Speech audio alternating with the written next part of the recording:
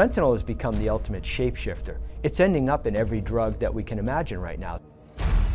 Right now, the DEA says Mexican drug cartels are trafficking millions of counterfeit pills laced with fentanyl into the U.S. We're seeing mass casualty drug poisonings occurring across the United States from people who thought maybe they were using a different drug, only to find that somewhere along the way, somebody put fentanyl inside it. We were in shock. We didn't know what happened. Andrea Cahill's son Tyler was one of those people. In 2020, Tyler took what he thought was a Percocet, not knowing it was a fake pill laced with fentanyl. His father, Rich, found him dead in his bedroom. Tyler was just 19. My son, I miss him terribly.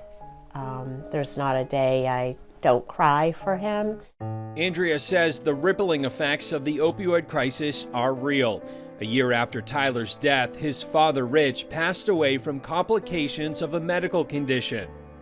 I do believe that, a lot of it was caused by a broken heart syndrome, because we talked about it and just the trauma. He said, I watched my son come into the world and I watched them take him out in a body bag.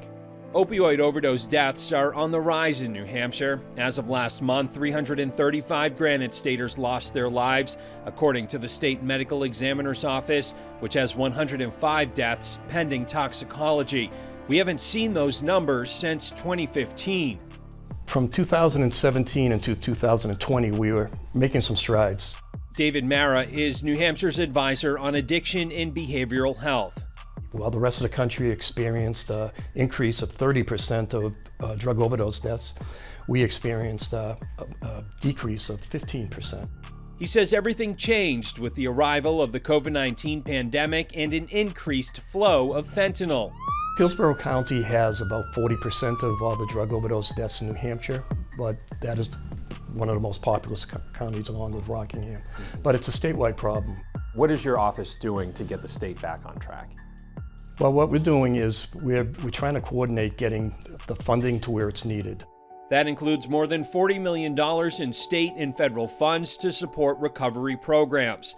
A key factor to not only help addicts get clean, but retain sobriety, says Keith Howard, Executive Director of Hope for New Hampshire Recovery. We do need to have ready access to harm reduction materials, and even though politicians may disagree with this, that includes needle exchanges and maintaining relationships with people who are actively using. For Andrea, it's also about awareness.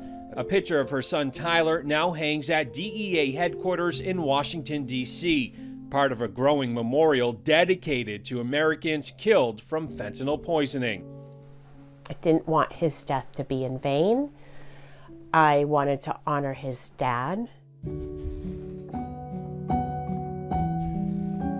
This is going to be a part of history, and we need to learn from it, and we need to do better. Tim Callery, News 9 Investigates.